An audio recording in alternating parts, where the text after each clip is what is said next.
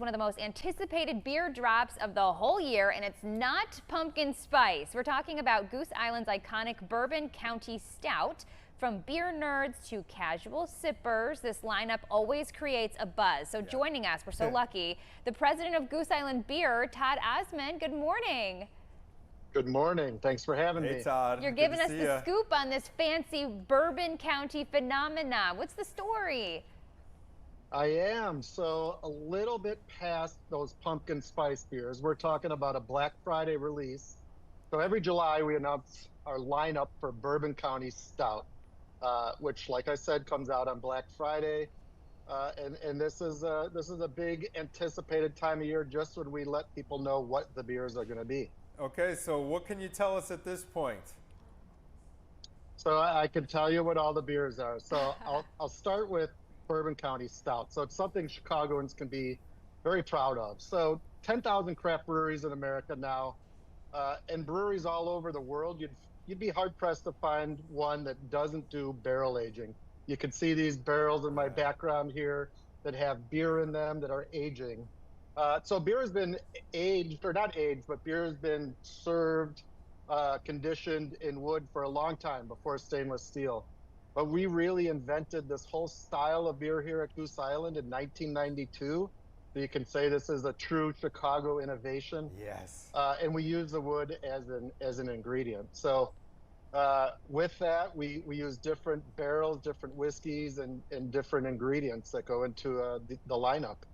So they're different flavors. Is this the lineup? They're different kinds of beers?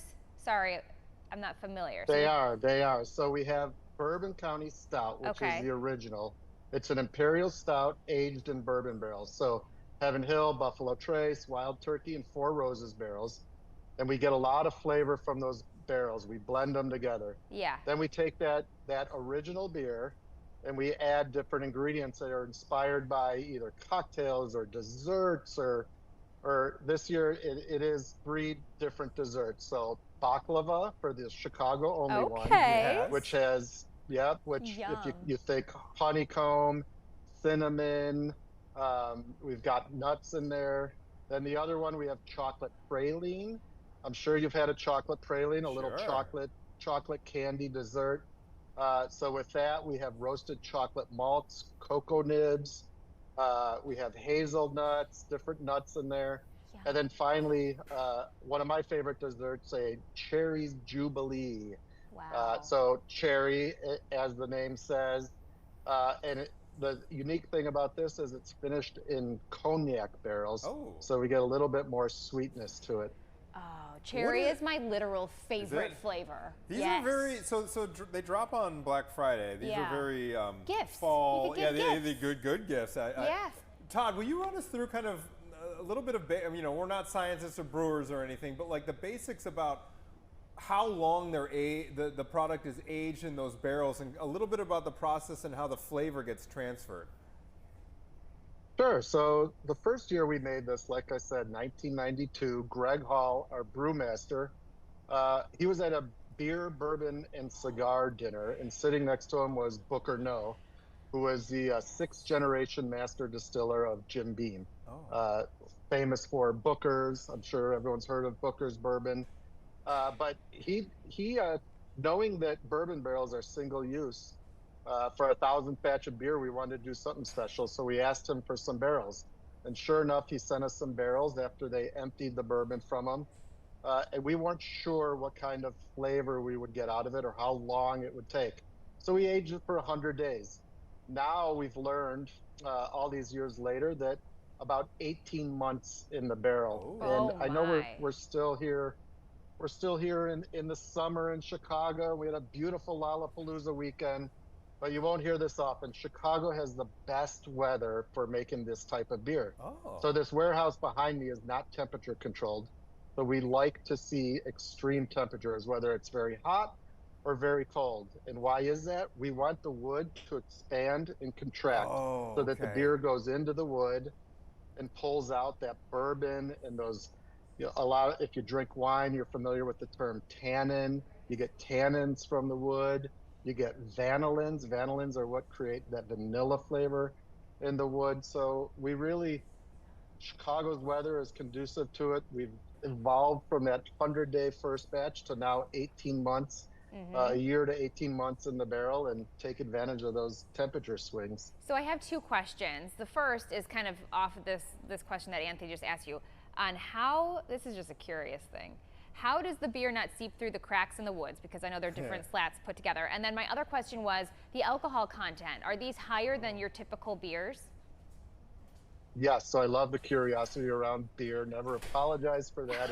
It's wonderful. I love romanticizing beer, but it is pretty wild. The coopers that have been making barrels have been making them for 1,000 years, and these barrels don't have glue that are holding the staves together or anything. It's just a natural process that has been developed over the years, that the beer and the bourbon and wine, whatever may be in oak barrels, does stay secure in there. Amazing. We do have leaks from time to time, as you would expect with the wood expanding and contracting, but it's quite a simple process that has been around for hundreds of years.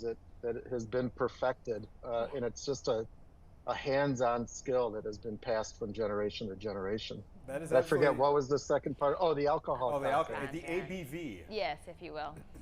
Yes, the ABV, the alcohol content. So these are higher alcohol beers. So most beer sits between 4 and 5%.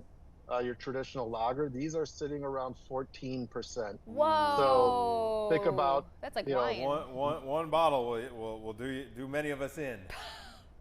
Exactly, and that's why we do serve it in 16.9 ounce bottles. This is something that's meant to be savored, shared with friends. But something new this year, we are putting Bourbon County Stout Original in 10 ounce bottles. So if you have a snifter, you can pour it for yourself on any old Tuesday night or whatever it may be. It doesn't necessarily need to be shared with friends. But yeah, we're aware of that higher alcohol content, and it is meant to be savored. Enjoy the depth and the layers of this beer, and really give it a good smell, and just enjoy what you're drinking. Okay. Let's talk about the hype around this release. I used to work with our old sportscaster, great guy, Siafa Lewis. Yeah. Is his name, from NBC, and he would be. I just remember he would be there. I want to say he'd be like waiting in line on Black Friday. Does that ring? This has been a while since I worked with him, but this is one of those like doorbuster kind of situations. Tell us about the crowds and the hype around the release each year. It is. So, and I'll tie this back to a Fox 32 story for you. So the first time we released it on Black Friday, we almost did it as a joke. We had a special Bourbon County Stout Rare that used Pappy Van Winkle barrels to age the beer. And we really wanted to make a big release out of it. We knew that people would be excited for it. And that's when all the news stories showed every year people standing in line to buy TVs or electronics that were on sale. We said, we think that, this beer is special enough that people would stand in line for beer. And I'll never forget, one of your reporters went around town and he told us this after the fact, interviewing people, would you stand in line for a beer? Would you pay $15 for a bottle of beer? Expecting the story to be, no way, that's crazy. And people really said it must be a good beer. Yeah, I'd stand in line for some high quality product, and I would pay for something that must be great. So we didn't know that would happen. We were curious too if people would stand in line, and it really started this whole culture of people gathering and sharing stories while they were standing in line, and just wanted to be the first to get it. So that Black Friday release really started this line culture of beer releases. And is there so the hype is there. I was going to ask if people can buy your hat. I see that's specific for the Bourbon County. It's super cute. Can people buy your clothing, your hat, merch? Yeah. So I know I'm hearing a lot of people say it's the end of summer as kids are getting ready to go back to school, but we have a brew pub right next to the salt shed that's on the Chicago River. Yep. I think, as all Chicagoans know, we have a good 2 months left of true summer. So come out to our beer garden on the river, enjoy it. You can buy the hat there. You can buy this jacket there. And we also have a tap room at our brewery, which is at Fulton and Wood in Westtown. right by the United Center. So it's a really cool space. I will send you a hat, but everyone else can come and buy one. Very, very good. This is awesome. All right, so we're going to gear up for Black Friday. Real quick before we let you go, Todd, there are limits on how many beers that people can buy that day, right? Because that's how in demand it is. Am I right? Yeah, so it's at select stores. Certain stores put a limit on how much you can buy. They don't want the first person in line buying them out of inventory. Right. So you can get, you know, Denny's is very good about putting the full lineup together. You can buy the full lineup in one box in one fell swoop. But these beers are all over the world now and all over the U.S. Mm-hmm. So I know people have their favorite bottle shops or favorite liquor stores that they have relationships with the managers that they like to have it put aside for them, ready to go on Black Friday. People get really into it. All right, Todd Ahsmann with Goose Island. Thank you very much for enlightening us this morning. We appreciate it, sir. All right. See you in a couple months. Yes. All right.